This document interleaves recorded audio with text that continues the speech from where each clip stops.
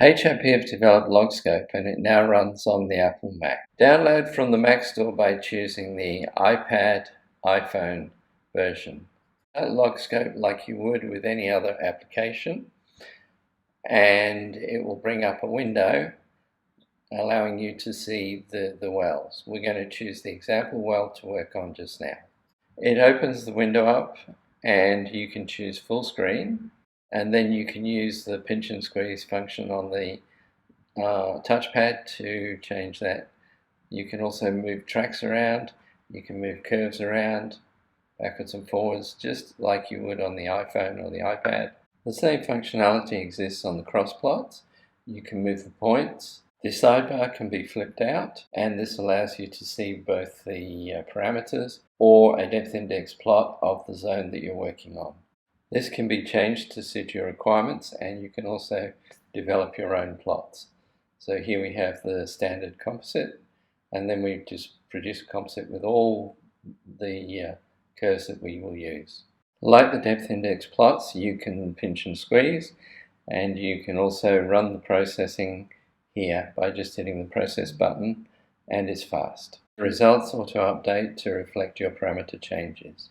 We will open up another well to show the flexibility of the track displays. We will select the image track to change the width, and you can do that by just specifying the width in inches. We will add a new track to the end of the plot, and we will change its width to 4 inches, as shown by the following sequence of steps.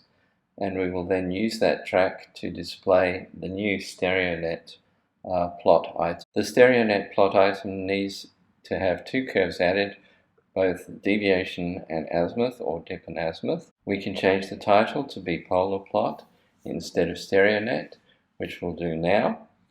And then we can also go through and add to the plot the following features. We can change the contouring to have a different color palette. There are other parameters there that we can change. We can add rows plot, and we can also add a walkout plot, and we can add the mean depth.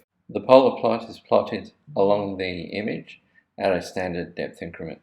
You can have multiple polar plots in any plot that you like, and you can save this as a template. We will now leave this plot and go and look at the cross-section capability of LogScope. So we go to the map view, and then we just choose the wells that we want to do. We select them, then we draw a line of section through the wells, and then we just change that to a fence diagram, and then we go and choose cross-section, and we're going to choose a template which is already set up.